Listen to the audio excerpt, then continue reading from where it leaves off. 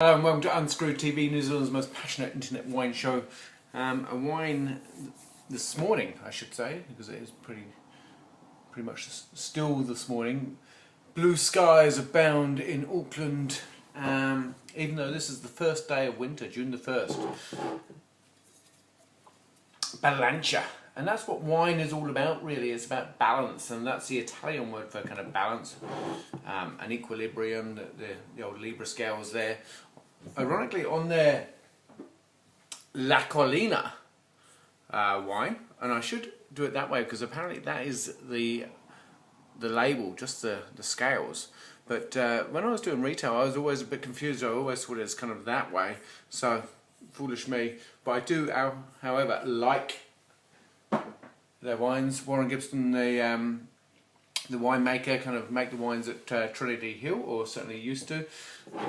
This is the 2008 Reserve Pinot Gris from Hawke's Bay. Not an area that's kind of generally synonymous with Pinot Gris, or actually that matter, kind of white wines. It's usually kind of famed for its red wines, Syrahs, and it gets the old Cabernets and Merlots ripe, and especially kind of like the Gravels area, and you've got kind of leading wineries such as Tomato down there, obviously Champion and Cause, also Black Barn. Recently got listed in the top 50 winery restaurants of the world. But enough of that. 2008, kind of warm vintage and quite a good vintage down in Hawke's Bay. You will remember, however, 2008 decimated the wine industry in New Zealand with some pretty foul weather that turned up halfway through vintage in Marlborough, and really kind of set the scene for the global financial crisis, coupled with this bad vintage, and the wine writers Fiona Beckett and various others in the UK really slated the vintage. But nevertheless, time's moved on, been a bit of refocusing, bit of contraction within the New Zealand wine industry, for good and bad. But anyway, 2008, 4 years old now. Kind of, you'll see there's almost a kind of, it's quite golden with almost a pink tinge there. The grapes are sourced from Blackbridge Estate down in Hawke's Bay.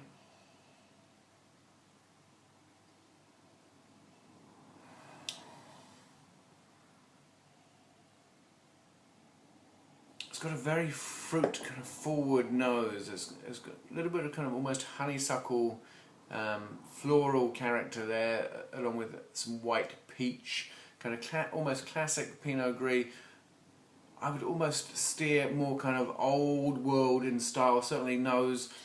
Most people drink New Zealand Pinot Gris within the first 1 to 2 years. This is kind of 4 years old, so not old in terms of kind of old world wine and old world Pinot Gris, but certainly getting a bit of age there for New Zealand Pinot Gris, although it's holding up pretty well.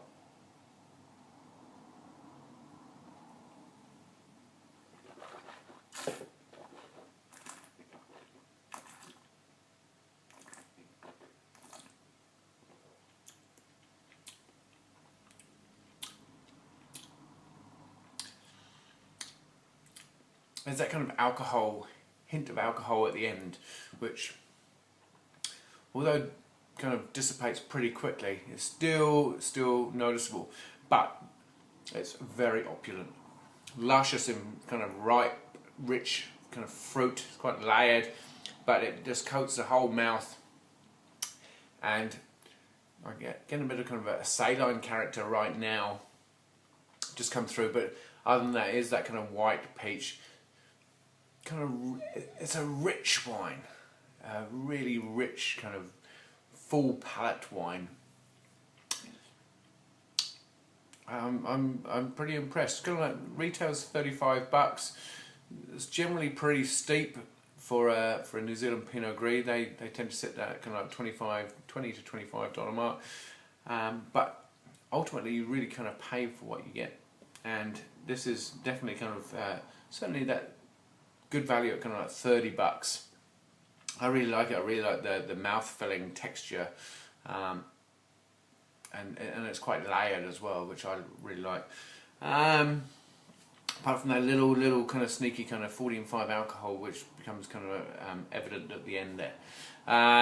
For me, New Zealand Pinot Gris, Hawke's Bay, another 89 point wine, which is, yeah. Anyway, adios. Enjoy winter.